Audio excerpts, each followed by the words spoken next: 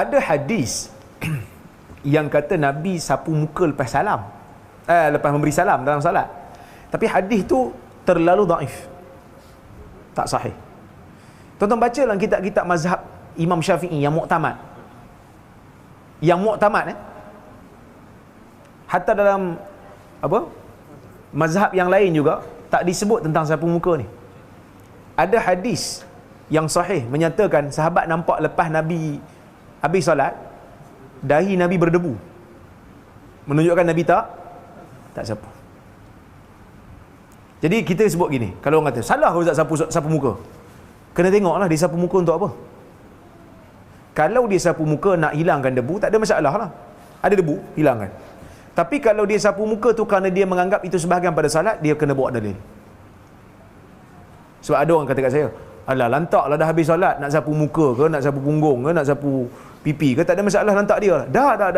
Ini masalah dia, masalah kita nak isbat satu perbuatan yang kita anggap sebagai ibadah. Kena bawa dalil lah. Memang lepas solat kita tak ada masalah nak sapu apa pun. Tapi kalau dia tu buat satu benda kerana dia menganggap tu sebahagian pada salat, yang tu kita minta dalil. Kerana orang Melayu punya sapu muka ada macam-macam fashion. Dia bukan saja sapu muka, dia tarik daripada belakang tu. Betul? Tarik belakang. Kan? Maknanya dia ada ritual, dia ada anggap satu benda yang ada kelebihan. Sebab tu kita minta dalil. Tak ada dalil yang sahih, maka tak ada. Wallahu ta'ala a'lam. Okey. Sesat. Ni jawapannya malam ini.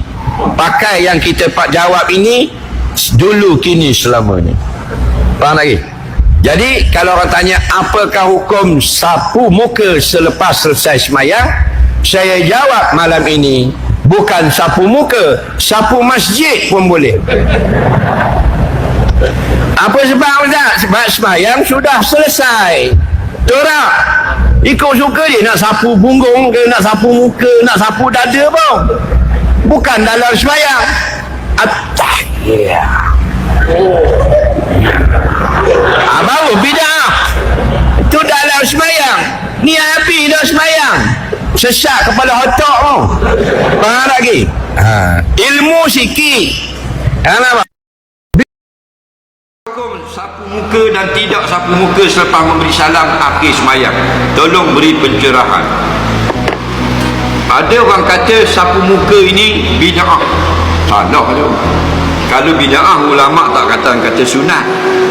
Faham lagi? Ulama mazhab ulama fiqh berbeza pendapat hukum sapu muka lepas salam. Assalamualaikum warahmatullahi. Assalamualaikum warahmatullahi. Setengah ulama berkata tidak sunat sapu muka. Faham lagi? Tidak sunat, la yusannu, tu saja. Setengah ulama kata sunat, kita letak tangan atas ubun-ubun kemudian sapu begini. Okey? Kenapa jadi perbezaan? Tidak sepakat. Kerana hadis yang meriwayatkan Nabi melakukan sapu muka itu tidak kuat. Kalau hadis itu kuat, semua ulama berkata sunat sapu muka. Okey? Hadis itu bermartabat dhaif. Hadis dhaif ni boleh tak kita amalkan? Jumhur ulama hadis dan jumhur ulama fiqh boleh amalkan. Oleh kerana hadis itu dhaif lah, sebahagian ulama tidak memfatwakan dengan sunatnya. Mereka tidak mengambilnya sebagai dalil. Okey, tapi sebahagian ulama mengambilnya sebagai dalil lalu dikatakan sebagai sunat. Hadisnya dhaif. Lagi hadis dhaif dalil ke tidak? Dalil. Dalil yang kuat, dalil yang tidak kuat. Boleh dijadikan sandaran? Boleh. Untuk apa? Untuk amalan yang bukan wajib. Sapu muka ni ulama kata wajib ke sunat? Sunat, maka sah berdalil dengan hadis dhaif. Imam Nawawi kata yajuzul amalu bil hadis dhaif. Nampak? Indal fuqaha wal muhaddisin fil fadaili wat targhibi wat tarhibi ma lam yakun mawdu'a. Harus kita amalkan hadis-hadis yang dhaif, ya, boleh di sisi ulama fiqh dan ulama hadis untuk cari dapatkan fadilat, untuk menggemarkan beramal-amal yang baik, untuk menakutkan daripada dosa-dosa kepada Allah. selama bukan hadis yang palsu. Adapun hadis maudhu', hadis palsu, tak boleh kita amalkan. Faham atau tidak? Jadi perkara ini ada khilaf. Siapa yang semayang tak sapu muka, semayangnya sudah sah. Siapa yang sapu muka, semayangnya juga sah. Dua-dua sudah sah. Ulama yang mengatakan tak sunat sapu muka, tak melarang orang yang menyapu, kerana mereka mengikut pandangan orang yang menyapu. Orang yang menyapu muka tidak boleh mempertikaikan orang yang tidak menyapu, kerana hadisnya tidak kuat. Dua-dua betul belaka. Yang tak betul melarang orang buat, membida'ahkan amalan orang. Mereka itulah ahli bid'ah sebenar-benarnya. Rahimahullahu ta'ala. Assalamualaikum warahmatullahi wabarakatuh. Bismillahirrahmanirrahim. Alhamdulillahi rabbil alamin. Wassalatu wassalamu ala asyrafil anbiya wal mursalin sayyidina Muhammadin wa ala alihi wa sahbihi ajma'in. Subhanaka la ilma lana illa ma 'allamtana innaka antal alimul hakim. Wa la haula wa la quwwata illa billahil aliyyil azim. Kita sambung muka surat apa? Ya? 73 23.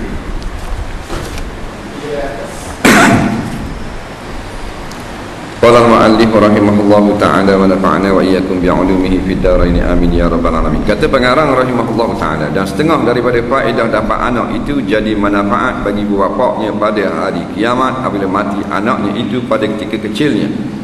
Serta sabda Nabi sallam, inna tifla yajurru bi abawaihi ilal jannati. Artinya bahawa sungguhnya kanak-kanak kecil yang mati itu menarik ia kanak-kanak dengan kedua ibu bapaknya itu masuk ke dalam syurga. Dan lagi sabda Nabi SAW, sesungguhnya kanak-kanak yang kecil itu dikata baginya kanak-kanak, masuklah engkau ke dalam syurga. Maka berhenti ia kanak-kanak di atas pintu syurga, maka bernaunglah ia kanak-kanak di sana di pintu, padahal ia kanak-kanak marah yang sangat. Dan berkata ia kanak-kanak, tiada aku mau masuk ke dalam syurga melainkan kedua ibu bapakku sertaku. Maka dikatakan malaikat yang menunggu pintu syurga itu, masuklah oleh kamu akan kedua ibu bapaknya itu sertanya kanak-kanak ke dalam syurga. Kita masih lagi tentang faedah ada anak. Anak ni faedah berkahwin. Apa benda faedah mengkahwin? Dia faedah mengkahwin, faedah kahwin. Faedahnya ada anak. Benda faedah anak banyaklah. Di antaranya Nabi sebut inna tifla yajurru bi abawaihi ilal jannah. Sesungguhnya anak-anak kecil itu menarik atau memimpin akan kedua ibu bapaknya kepada syurga. Faham baik. Maksudnya kanak-kanak yang mati sebelum daripada balik, bukan hak besar. Macam kita ni besar dah, tak ada syafaat, manakala kita mati syahid. Kalau anak yang mati kecil, maka tidak ada dosa, walaupun besar budak tu, tapi dia kira mati kecil. Tidak kira saiz, dia kira umur belum balik. Sama ada telah memayis, macam umur 8 tahun 9 tahun dah, atau tak memayis lagi 3-4 tahun. Bila belum balik mati, dia boleh memberi syafaat. Bila? Jika ibu bapa dia sabar dan redha dengan kematiannya. Jadi syarat pula. Nampak? Dan anak mati tua, anak mati tua tu balik awal dah tu. Dah agak dia dah tu, agak ring dah tu. Anak mati kecil ada kelebihan. Kita tak menangis juga anak aku bapa anak aku mati, anak aku orang lain tak mati. Bodoh. Bila mu tak sabar, mu menangis, mu tak redha gitu, maka hilanglah manfaat yang sangat besar. Maka anakmu tak boleh jadi syafaat kepadamu. Pergi ya. Dia nangis menolong tepi, haram tak boleh. Anak mati. Yang boleh menangis sahaja. Nabi kata an-naihatu wan-niyahatu finnar.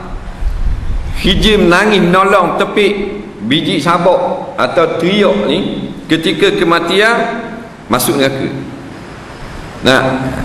Menangis boleh, tapi menangis kerana sedih. bukan menangis tepi menolong. Nangis dua jenis.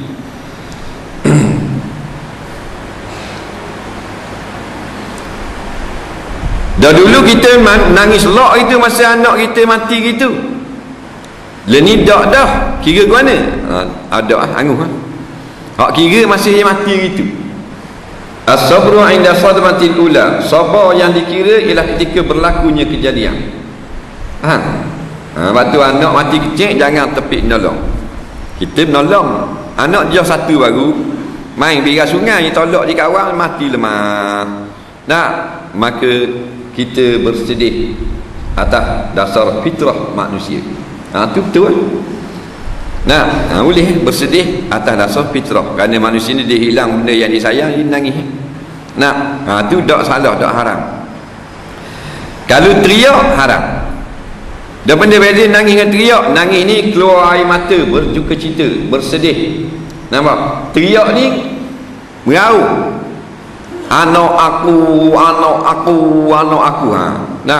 Tu haram, dipanggil niyahah, biji sabak, bahasa kitab lama. Bahasa Terengganu ni tepi nolong. Nak tengok waktu berita. Anak dia mati, tunjuk dekat wak mayat tepi nolong, mok dara wah tepi.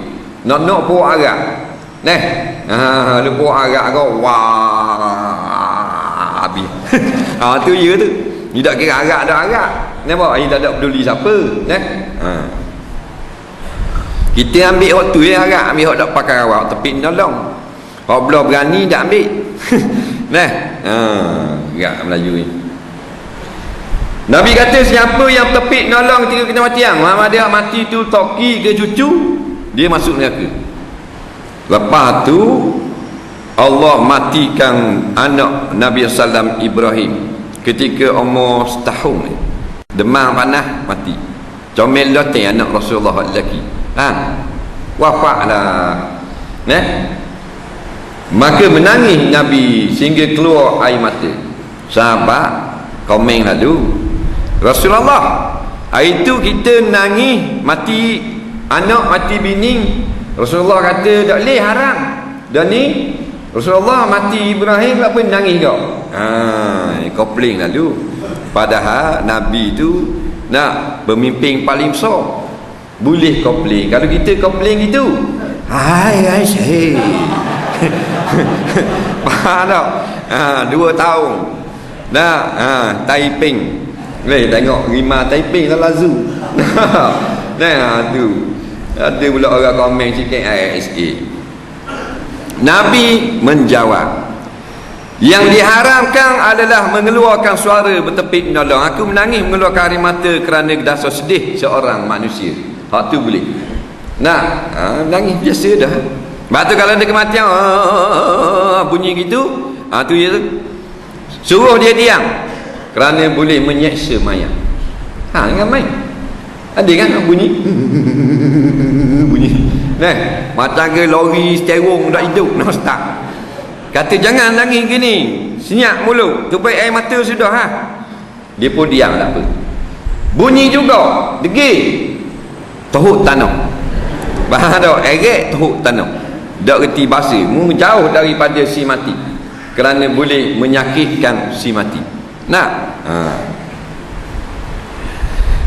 Dia biji sabak teriak ni orang Majusi. Orang Majusi dia tepik lagi ramah tepik lagi bagus dikira. Maknanya suhu mayat tu. Kalau tempat kita ke Cina mapuh, dia upah nangis. Kalau 2 orang nangis lebih hebat daripada seorang nangis. Dulu orang Melayu ambil upah nangis. Kita tak ada, orang ceritalah orang Melayu. Orang Melayu Islam. Jadi Cina ni tak ada orang nak tukang nangis. Dia upah orang nangis. Kalau tukang ambil upah Melayu, nama derih, nama tudung dengan guni kepala. Tudung dengan guni belakang tu khanda lah. Mayat kafir. Kalau tudung dengan guni tu ikut belakang. Tak nangis sungguh wak lolok. 30 ya boleh. Nampak? Hukumnya kena laknat belaka. Jadi apabila mati anak dan siapa, maka jadilah Tuhan berikan anak tu memberi syafaat kepada kita biiznillah liman yasha, dengan izin Allah bagi orang yang Tuhan pilih. Nah,